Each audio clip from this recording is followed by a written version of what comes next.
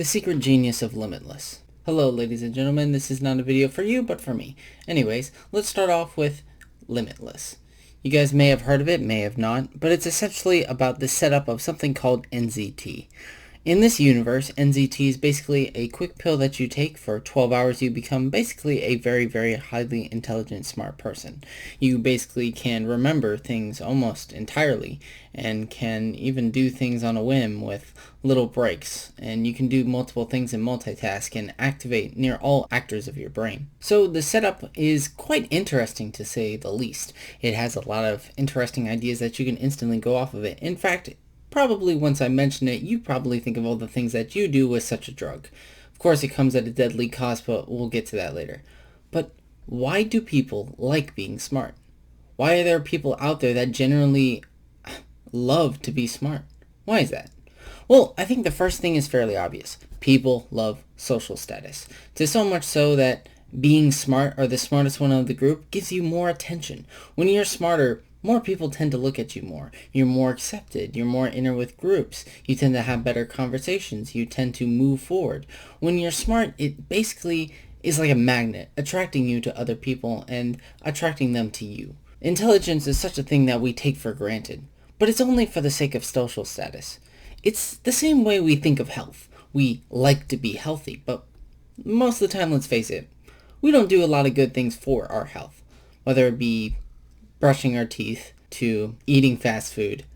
Definitely, we do not do the best of health, but we try to. We fantasize in our head that I'm going to be healthy, no matter what. Even though, let's face it, we don't necessarily see those things all the time, or do those things all the time, because we're flawed humans. But it's something that we want to strive for, mostly because we just want to appear healthy to others, not because we like it for ourselves.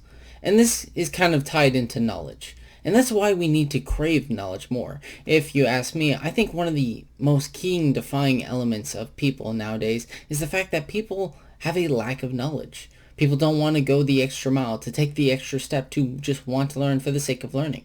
Not just to impress other people or to impress their peers, but for the sake of actually knowing knowledge.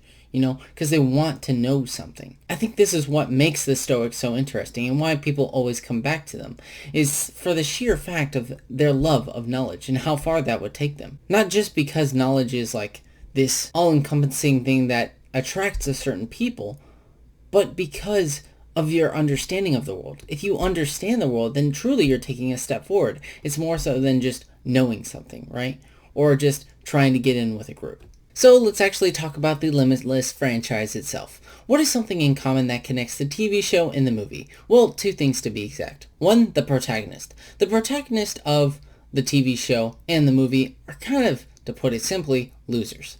They don't really get along well with others. They're failing in life in a matter of ways. They're not really good at really doing anything. They try to succeed and seem like they're fine, but they don't seem to. Even their body posture or how the way they act seems lazy and a bit rough around the edges. Nothing that really appeals to others. So this is something that's quite a fascinating aspect, because you can kind of empathize and say, well, I can see myself being a loser too. Everyone, in a way, sees themselves as a loser or has problems. But the thing is with this NZT pill, they become superstars. All of a sudden, they're doing everything that they want to, everything they could, everything that they want to know, every memory they've ever had. And because of that, we enter a very interesting life to watch, right? Because starting off at rock bottom and working their way up is just so much more fascinating. The color itself kind of forms into kind of grayish colors, normal colors that you would see in cinematic movies or normal shots in general.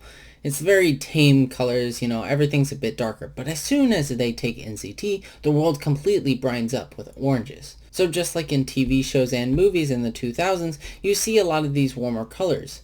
In fact, it's nothing out of the ordinary. But that's what makes it so interesting, is because there's an actual reason for it.